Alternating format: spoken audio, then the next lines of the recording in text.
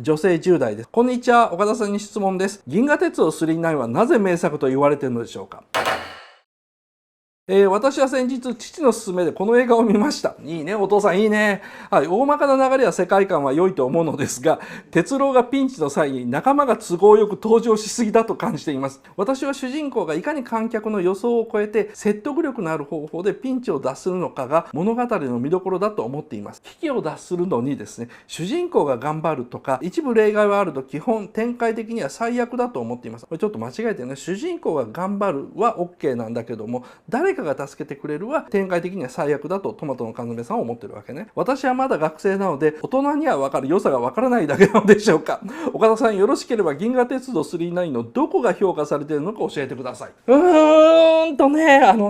これね、難しい問題っていうか、今も昔も実は解決されてない問題なんだけども、例えばそうですね、トマトの缶詰さん10代だったらポケモンわかるかな。もうポケモンも古いコンテンツかもわかんないですけど、映画版のポケモンが公開されると必ず予告編でですね、ポケモン史上最強の敵っていうのが現れるじゃないですか。なぜか映画版ではですね、必ず最強のなんとかが現れてくるんですよね。そんな最強の敵にサトシが勝てるはずがないですよ。なんか帽子かぶってゲットだぜって言ってる子ですね、子供が勝てるわけないんですよね。だからアニメーションって劇場版とかになると特になんですよ。テレビ版とか劇場版になると最強の敵が出てきて、それに対してなんか割と弱っちい、普通の男の子とか普通の女の子みたいなのが戦わなきゃいけないという、これもうねお約束なんですよ。一つの方法としては、その尋常でない努力するという方法もあるんですよ。尋常でない努力して特訓して力を身につけて、それで勝つっていう方法が方法1ですね。方法2がですね、トマトの缶詰さんが嫌いなですね、パワーのある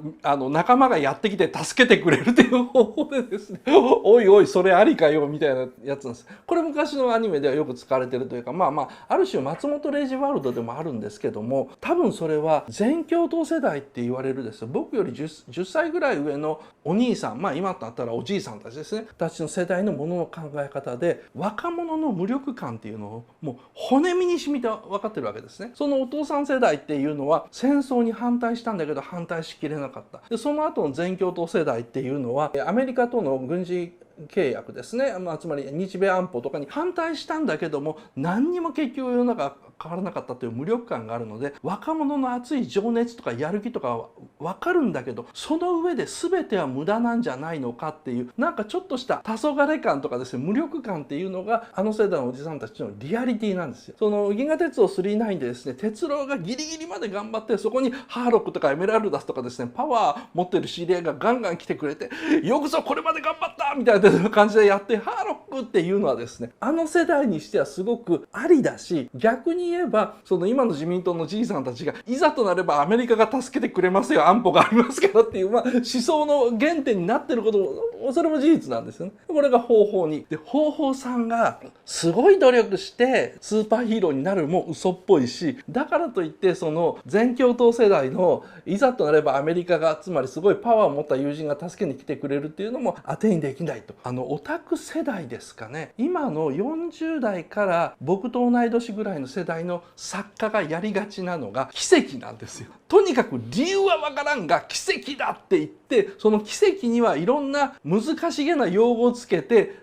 映画の尺分騙せればいいみたいなことで突っ切るという、これも方法の一つなんですよね。大まかに言ってこの3つぐらいの方法なんですけども、昔のアニメがやりがちなのが都合のいい仲間だとしたら、今のアニメがやりがちなのが奇跡というやつですね。結局どっちにしても脚本はぶっ壊れてるんですよ。どの1番2番3番全てぶっ壊れてるんですよ。無理なんです。もうその子供が世界の破滅に対して対抗して勝利するなんていうのは無理だから、その無理があるからアメリカはスーパーヒーローものに行くし、日本は異世界転生ものに行くっていう、そういう話はちょっと余談だから置いといて、じゃあなんで銀河鉄道999は名作と言われてるのかっていうと、やっぱ影響なんですよね。何を引き起こしたのか、社会現象としてとにかくめちゃくちゃヒットしたんですよ。そのインパクトといえば鬼滅の刃どころではないぐらいですね。鬼滅の刃っていうのはただでさえアニメっていうのはすごい儲かるよ、アニメ映画っていうのはすごいヒットするよ、だから夏休み春休みは映画館はアニメでいっぱいになるよねっていうのが分かってる状況で、動員記録というか興行記録を塗り替えた。鬼滅の刃の数字すごいんですけど、でもそれはもうアニメがヒットしてるのが分かってる上での記録なわけですよ。ところが銀河鉄道999っていうのはアニメなんていうのは一流の配給会社がやるもんじゃないと思われていた。つまり日本の映画館でもちょっと変な映画館というかね、なんかこう夏に一流の映画が配給してもらえない、冬休みとかお正月にちゃんとした映画が配給してもらえない会社が合間にポソポソやるっていうような映画だったんですよ。だからそのハリウッド製の映画っていうのは2時間超えなんだけど、アニメーションっていうのは90分ぐらいで回転率がいい仕事してくださいっていうふうに言われてたんですよね。そこにですね、その当時のアニメ業界のというか映画界の中のアニメの立場を変えるぐらいのヒットしたわけですね。アニメの歴史っていうのを今から振り返ると、宇宙戦艦ヤマト、その次は機動戦士ガンダムの存在がすごい大きいように見えるんですけども、ことビジネスの世界から見るとヤマトもガンダムもそんな大したインパクトがなくて、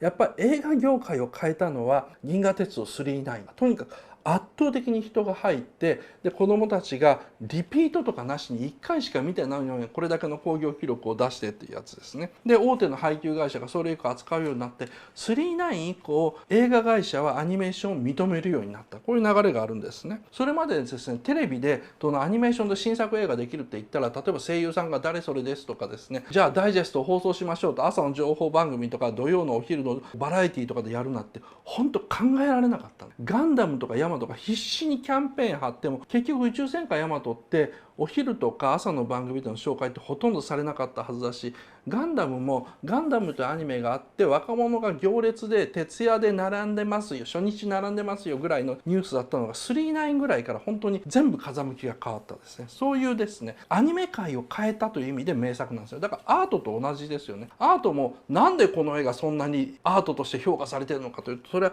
アートの流れを変えた。つまりアート業界では意味があるんだけど、普通の人から見たら好き嫌いがあって当然な普通の絵っていうのは、いくらでもありますよ。それと同じだと思います。僕は999昔好きでしたよ。なんでかっていうと、理由は大きな流れの話を松本零士が書いてる何十巻もの漫画の話をですね、2時間の映画でなんだかんだ言ってちゃんと収めちゃったということと、絵が派手で見てて飽きない。脚本はもう本当に言われてる通りの欠点があるんで、今見たら多分80点台の出来だと思いますけども、